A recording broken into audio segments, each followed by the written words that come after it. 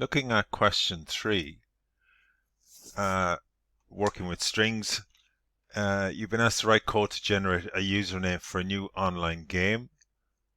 Okay, prompt the user to input 2 strings separately and then a third character, which is in part B. Okay, the 2 strings in part A, the first string should be at least 10 characters long, have an even number of characters, and we're not going to check if it's valid. You can assume that it is valid. The second string should be at least 11 characters long and have an odd number of characters. Okay, so we need to check for both of those criteria. If either is incorrect, we have a problem. So the user has to keep on inputting until it enters something valid for the second string. Okay, and then part B, we need to make sure either @ star asterisk or ampersand have been input. If not, output an error message. Part C, then, what we're going to do is we're going to take the middle 6 characters from the first string, and the first string, remember, is an even number, so it doesn't have a middle character, an even length. It doesn't have a middle character as such, so we want 3 from in the first half, at the end of the first half, and 3 at the beginning of the second half of that string, and then 5 characters from the second string beginning with the middle character. Okay, and then we're going to use the single character to join those 2 substrings. And then finally, part D, user types in a particular character and we want to see, is it in the username more than once? Okay, that's what we're interested in, more than once. So let's look at part A, the solution. Okay, we need to declare our variables, so we're going to have 2 strings.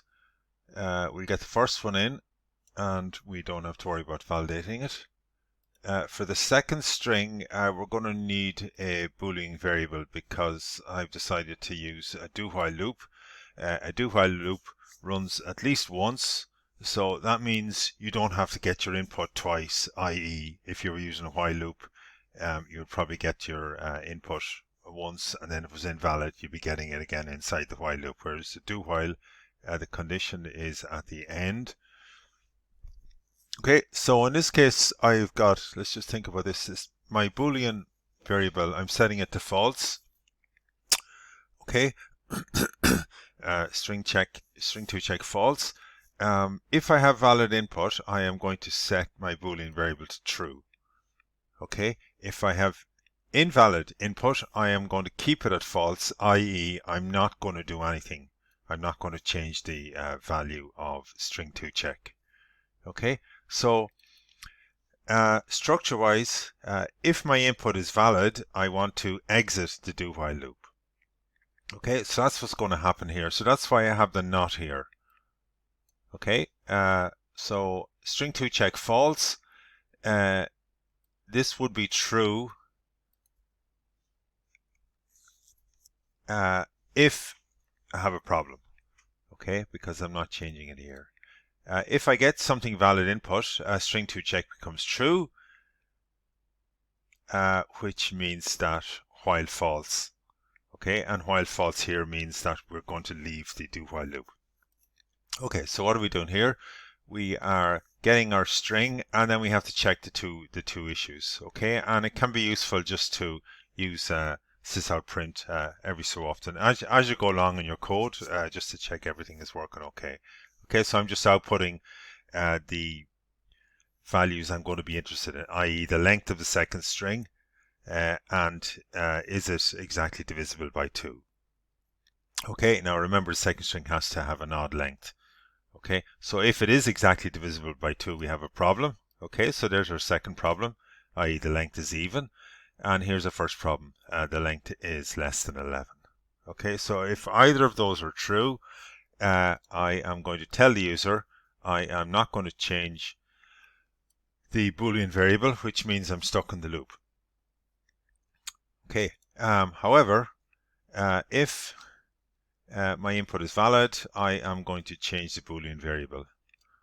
Okay, and you kind of have to do something here because you know, if the input is valid, that means there's no problem. Okay, but if there's no problem, then how do you get out of the loop? Okay, you do that by using a Boolean variable, and you just set your conditions so that the structure of the condition is the opposite to the true value in the Boolean variable. Okay, so that's the first part. So that's going to force me to type in something valid for the second string. Okay, the part B, again, we're going to use one of these do-while loops. And this time we are checking that a valid single character has been input. So I am going to I found that putting the scanner declaration inside the do-while loop, it works correctly. I have noticed it doesn't work correctly sometimes. Okay, so we don't have a next char method. Okay, so we have to use .next .char at 0. Okay, so that's going to get us the first character of whatever was typed in. Okay, and again, the same sort of principle. Okay, if everything is okay, if we've typed in a valid character, we are going to change our Boolean variable. Okay, and you can see the while not there, not Boolean variable. Okay, so this time, what is an invalid character?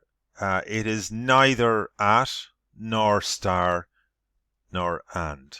Now, neither nor can be kind of awkward to work with. So what I'm doing here is I'm going the either approach. Okay, so if the special character is either the first valid value or the second valid value or the third valid value, and then I'm just putting a not around all of that. Okay, so if it is at, let's for the sake of argument, that part of the condition is true. Okay, obviously those two will be false. If it is at, it can't be star or ampersand. So if that's true, then not true is false. Okay, so if it is at, we don't go in there. Okay, we go in here. And similarly, if it's star or and ampersand, we go in here. Okay, if I've typed in, say, 7, none of those is true, so the condition is false, but then we invert that. Okay, so the overall condition becomes true, which means we get that message appearing. Okay, and we're stuck in the loop basically because we're not changing the Boolean variable. It's still on false. Okay, so part C now, we're going to start getting substrings, extracting substrings from our two long strings. Okay, so the first string, remember, we have assumed it has an even length. Okay, so for example, we want the middle 6 characters. Okay, and we're going to use substring for this. And if you remember, substring works by the first number is the starting position, and the second number is the position after the last one. Okay, so it's going to be one more than what we need here and after the comma inside the substring method. There it is there. Okay, so if the length is 20, that means the middle characters are 8. If we divide 20 by 2, we get 10. Okay, so the first 10 characters 0 to 9. Okay, so we know that 9 is just before the middle. Okay, so 7, 8, 9. So we need to be able to get the 7 inside our substring method. Okay, and we can get that by dividing the length by 2.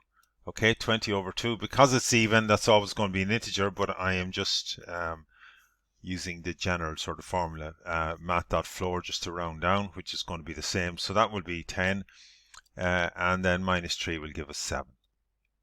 Okay, so I want to go from 7, 8, 9, 10, 11 up to 12.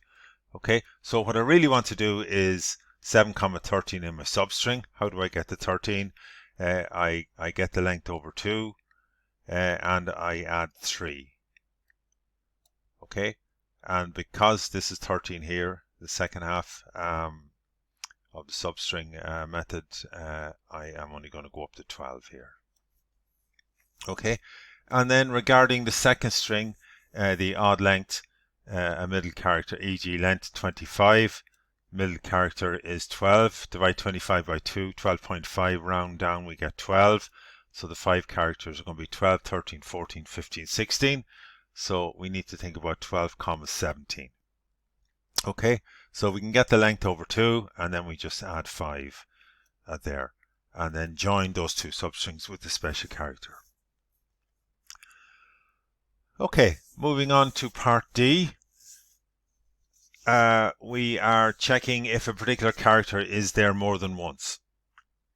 Okay, so we get our special character and more than once. Okay, so we're not particularly interested if it's in there once. We're not particularly interested if it's in there 3 times, 100 times, whatever. Just more than once. So an approach here would be, this is where you need to sort of think about it. If we search from the beginning of the string, i.e. using index of, if it's not there, we return -1. If it's there, let's say the second character, and we use index of, it's going to return 1. Okay. If it's there once and we use last index of, it also returns 1. If it's not there and we use last index of, it returns -1. So if the character is there once or not at all, index of and last index of will give us the same value. Okay, so we can do both of those. Okay, and I'm just going to store the result in 2 variables there. Okay, so if these 2 variables have the same value, that means it's either in there once, the character is either in there once or not at all. Okay, if they're not the same, it means that there's more than one character. Okay, 2, or if there's 3 characters, we don't care if it's in there 3 times, sorry, we don't care what the position of the middle occurrence is. Okay, so that is our condition there, and basically that's either true or false. Okay, so we're either getting more than once or not. Okay, now if you look at the test data, you can see, well, let's just run it here. Okay, the first string is A, B, C, D, G, H, I, J, 1, 2. Okay, so that's got 12 characters. And the second string, S, T, D, E, U, V, W, X, Y, Z. Okay, so that's quite long, a long number of characters, and the D are in there, and you notice the D are in there in the first string as well. Okay, so that is telling us that the second, sorry, let me just see what is,